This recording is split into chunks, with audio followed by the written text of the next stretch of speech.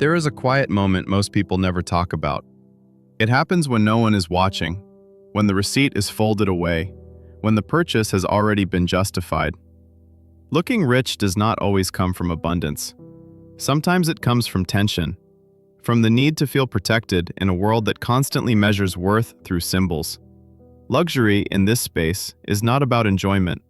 It becomes a language of reassurance, a way to tell oneself, I am doing fine, even when the numbers feel fragile. What looks like confidence from the outside often hides calculation, vigilance, and a low-level fear of falling behind. The illusion is not built to deceive others first. It is built to calm the inner voice that doubts stability, value, and belonging. Before we ask who is truly rich, it may be more honest to ask what emotional need luxury is quietly trying to hold together. There is a particular comfort that comes from appearances. Not the loud kind that celebrates wealth, but the quiet kind that lets someone breathe a little easier in public spaces. Looking put together can feel like control. The polished shoes, the branded bag, the familiar symbols do something subtle to the nervous system. They reduce friction. They soften the fear of being questioned, judged, or exposed. Reality, however, does not always match the surface. Behind the appearance is often a careful balance of timing, restraint, and delayed consequences. The comfort does not come from owning more. It comes from being momentarily spared from doubt. This is why the illusion can feel safer than honesty. Reality asks for patience and uncertainty. Appearance offers immediate relief, even if it quietly borrows peace from the future. The question is not whether this is right or wrong. It is whether the calm it provides is stable or simply borrowed for a moment. Luxury as emotional armor against financial uncertainty. Luxury often works like armor, not decoration. It is worn most tightly when uncertainty feels closest, when the ground under financial decisions does not feel solid. In moments like this, buying something expensive is not indulgence, it is reinforcement. A way to create a boundary between the self and the fear of instability. The object becomes proof that things are still intact, that life has not slipped out of control. The price is less important than what it represents, distance from vulnerability. But armor is heavy. It protects, yet it limits movement and flexibility. The more uncertainty grows, the more tempting it becomes to add another layer, another symbol, another purchase that promises safety. What is rarely acknowledged is that this protection does not reduce fear. It postpones it, and over time, the weight of maintaining that protection becomes its own quiet source of pressure. When status symbols replace internal security. Status symbols often appear when internal security feels incomplete. They step in quietly, filling a space that was meant to be held by confidence, continuity, or trust in one's own footing. Owning the symbol can feel like becoming the symbol. For a moment, identity feels clearer, more legible, both to others and to oneself. The object does not just represent success. It temporarily replaces the work of feeling secure without proof. But this substitution has a subtle cost. When reassurance comes from the outside, it must be refreshed.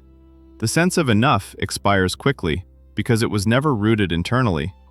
What looks like pride is often maintenance, a constant adjustment to keep the image aligned with the fear underneath. Without the symbol, there is a sudden exposure, a quiet question of who one is without visible confirmation. This is not vanity, it is adaptation, a human attempt to anchor identity when inner stability feels too abstract to trust. The subtle anxiety hidden behind curated wealth. Curated wealth often looks calm from the outside. Everything appears intentional, balanced, and under control. But inside that control, there is often a quiet tension that never fully rests. The anxiety is subtle. It does not shout or panic. It whispers through constant checking, small calculations, and the need to stay one step ahead of exposure. The image must remain consistent, because inconsistency invites questions that feel dangerous.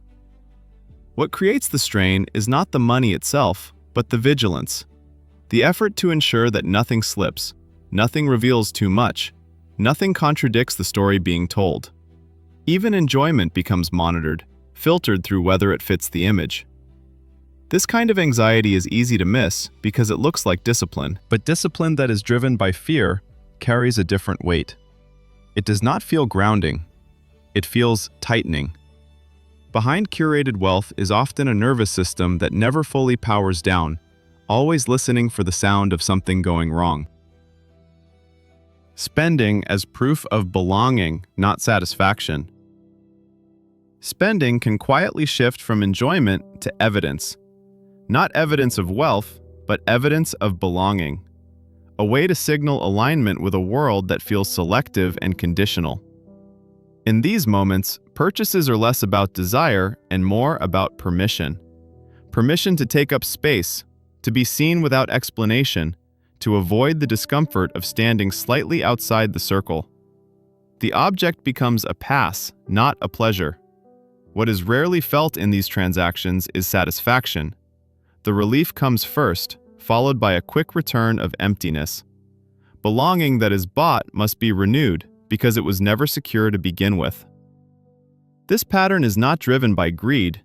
It is driven by social survival, a learned response to environments where acceptance feels earned through visibility, not presence. The quiet cost is that the self becomes secondary. The question shifts from, "Do I want this?" to, "Will this keep me included?" And over time, that shift reshapes how value is felt, both externally and within. The psychological cost of maintaining the illusion. Maintaining the illusion has a cost that rarely shows up on statements. It appears instead in fatigue, in the constant background effort of holding things together. The work never fully stops. There is always something to monitor, adjust, or anticipate. A payment coming due, an image to uphold, a gap to quietly cover before it becomes visible. What looks like success from the outside often feels like management on the inside. Over time, the nervous system adapts to this pressure. Hypervigilance becomes normal. Rest feels undeserved because the illusion depends on continuous attention. Even moments of calm are shadowed by the awareness that they are conditional. This is where the cost deepens, not in money spent, but in presence lost. The mind is rarely where the body is, because part of it is always guarding the structure from collapse.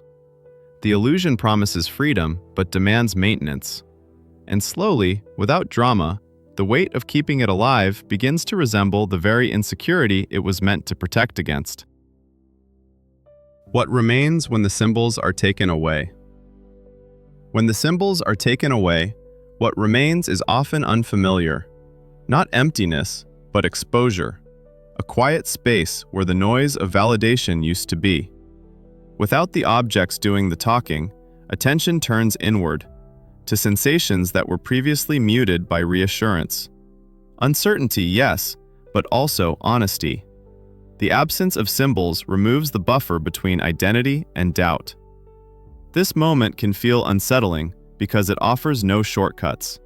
There is nothing to point to, nothing to display, nothing to hide behind. Only the raw experience of being enough without evidence.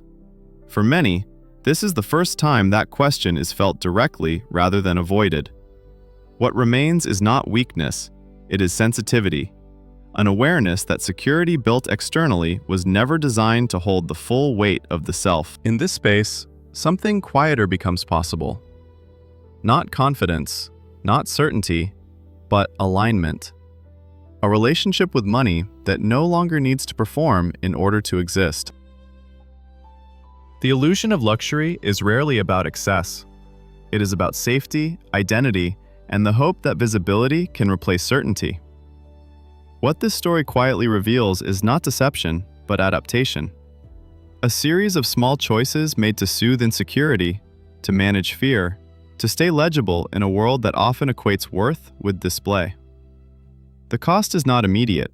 It accumulates slowly, in tension, in vigilance, in the distance between who someone appears to be and how they actually feel.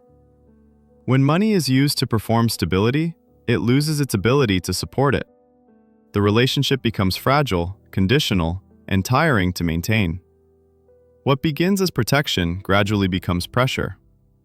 The deeper question is not whether luxury is real or fake.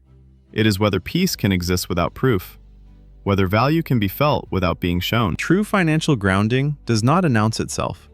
It is quiet, internal, and often invisible. And it begins when money no longer needs to speak on our behalf.